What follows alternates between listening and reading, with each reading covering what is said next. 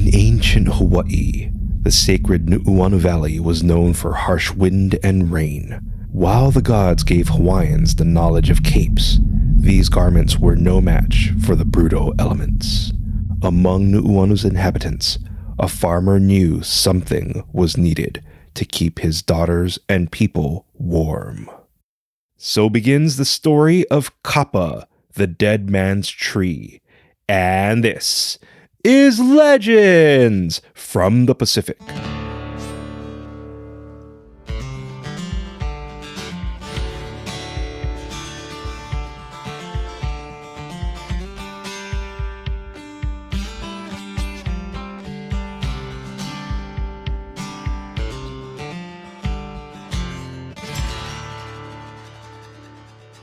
Aloha, and thank you for joining us.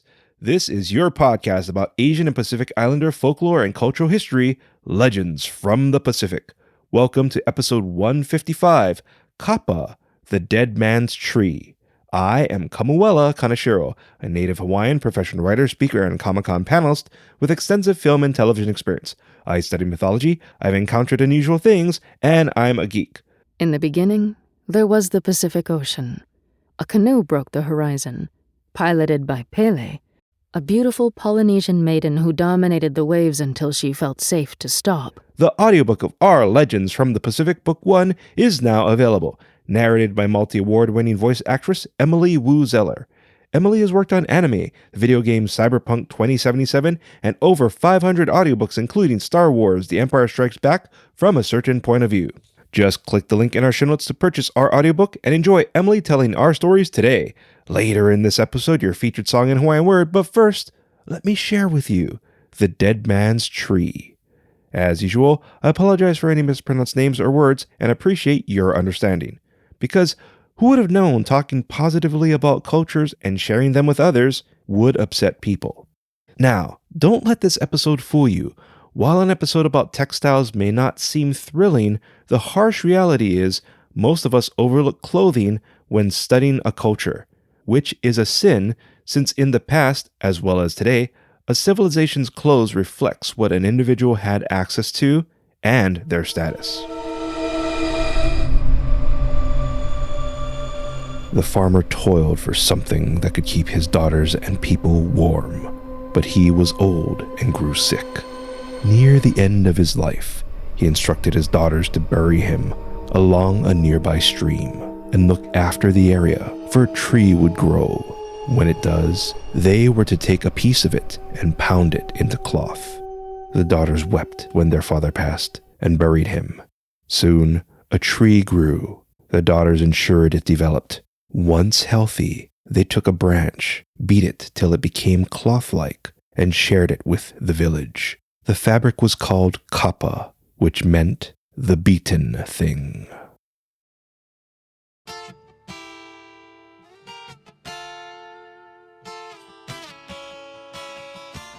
A big mahalo nui loa to our Patreon members, including our newest members, Thistle and Christy. Mahalo nui loa, Thistle and Christy. You too can support our mission of spreading Asian and Pacific Islander cultural history and awareness by becoming a Legends from the Pacific Patreon member.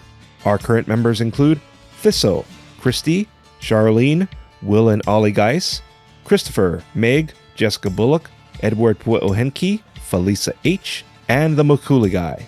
Your support keeps our show going. Our Patreon members enjoy an exclusive monthly Hawaiian story, like the rare story of who the Hawaiian volcano god was before Pele, the return of the Hawaiian demigod brothers Kana and Nehui, an additional story of Kamapua'a on Oahu, and other nifty benefits. So click the link in our show notes to enjoy your exclusive stories and become a Legends from the Pacific Patreon member today. The farmer became the deity Mai Koha. Mai Koha is associated with Kapa and the Vauke tree, which is known as the paper mulberry tree. Yes, Kapa is made from paper mulberry trees.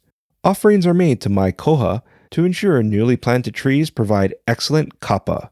So while Kapa means the beaten thing, the meaning of Vauke is just the Hawaiian name for the paper mulberry tree. Hawaiians called their fabric Kapa, but other Pacific cultures call their fabric Tapa with a T instead of a K. Once again, the Hawaiian language exchanges T's for K's. But I digress. The deified Mai Koha wasn't the only one who was worshipped. You see, his daughters also acquired followers for their knowledge of forming and dyeing kapa. But let's take a step back and view the bigger picture here, fabric-wise that is. Now, during a time when most Western countries had cotton, Eastern civilizations had looms and silks, Pacific cultures and some settlements in the Americas wore leaves or pounded tree bark into fabric. Of this latter group, the Hawaiian kapa had a number of aspects which made it stand out. One of the more unique aspects was overlapping sheets could be pounded onto another, creating a larger and seamless piece. Also, though fabric made from tree bark may sound coarse, Hawaiians perfected a process that made it soft as silk. Understanding this process begins with the vauke tree, which sprouted from Mai Koha's grave. This tree, once again the paper mulberry tree, is easy to grow since you put a piece of it in the ground and it takes off. However, due to this trait, some cultures view this tree as an invasive weed-like plant.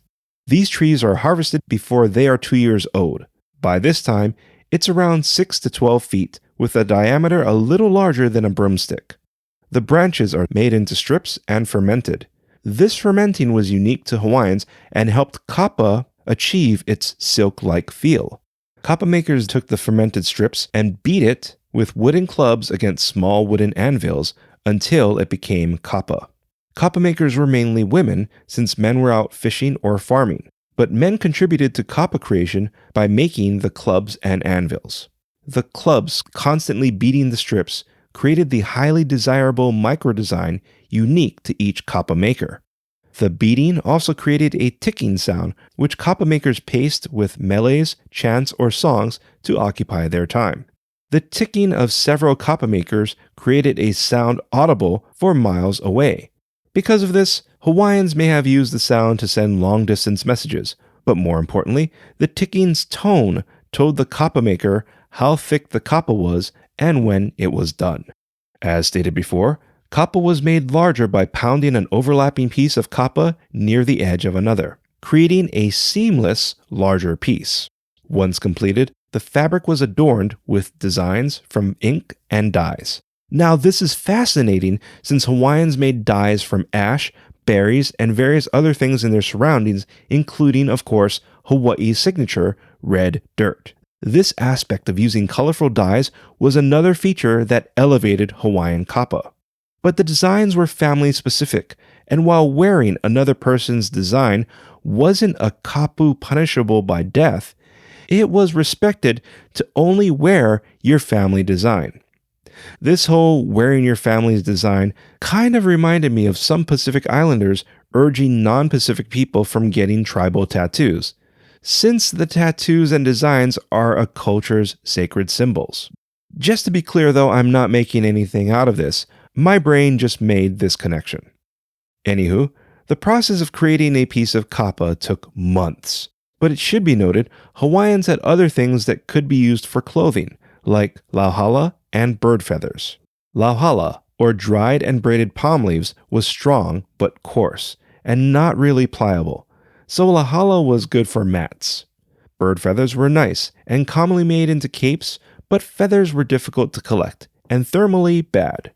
Now, while some Westerners like Captain James Cook prized kapa and noted its exceptional quality, Western immigrants usually saw kapa as primitive compared to cotton. When Hawaiians began abandoning their traditional practices, the art of kapa making was lost. Kapa became a relic, seen in pictures, mentioned in Hawaii's fading stories and songs, and given a fleeting glance by visitors of the Bishop Museum. You may recall me calling the Bishop Museum the Smithsonian of the Pacific.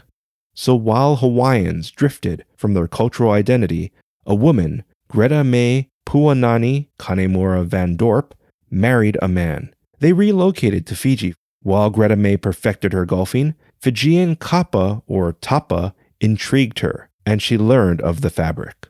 When the couple returned to Hawaii, Greta went to the Bishop Museum to replicate Hawaii's lost art.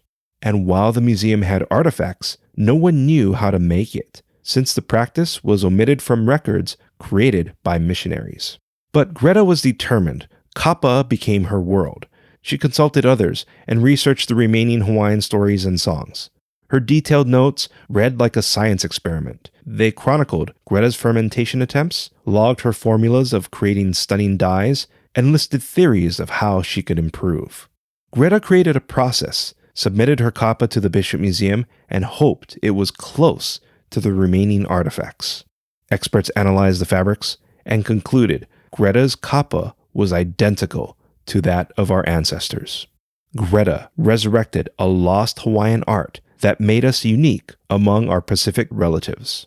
In 1991, Greta was named a living treasure of Hawaii.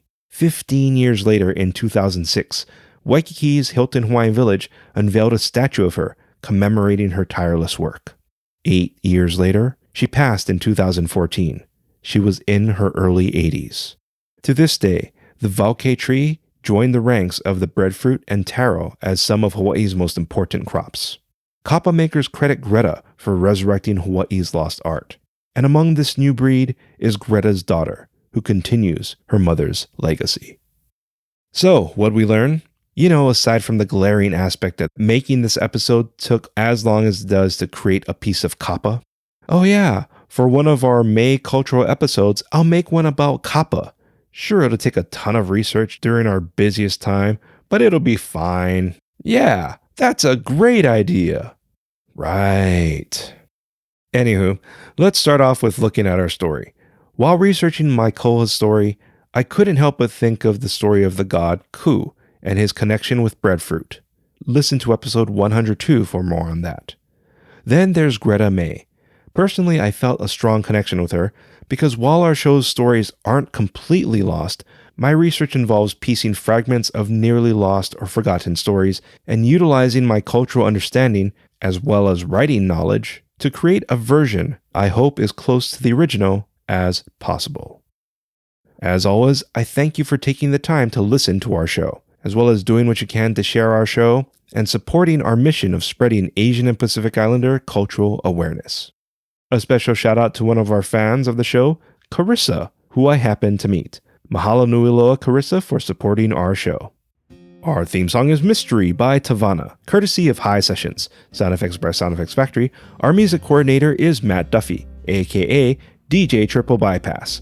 Links and show notes can be found on our website, legendsfromthepacific.com, including a link to your featured song, which is Waimea I Kalai by Natalie I Kamau, courtesy of High Sessions. Legends from the Pacific was written, produced, and edited by me, Kamuela Kanashiro. I also wrote original stories. Your featured Hawaiian word is lole. Lole means cloth, clothes, or to dress. An example of lole is kapa, tapa, cotton, and silk are types of lole. Once again, lole is Hawaiian for cloth, clothes, or to dress. Thank you very much once again for listening and supporting our show. Mahalo and a hui ho.